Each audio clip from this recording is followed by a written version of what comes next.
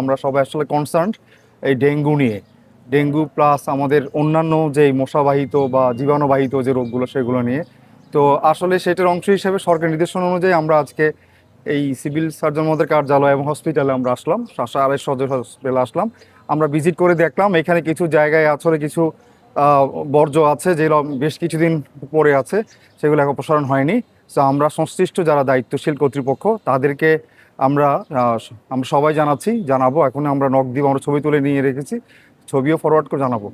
আর এটি আর তাছাড়া সামগ্রিক যেন পরিষ্কার পরিচ্ছন্নতার মান আরও উন্নত হয়, সেই ক্ষেত্রে আমরা সকলেই মিলে আমরা একটি সম্মিলিত প্রচেষ্টা আমরা অব্যাহত রাখবো।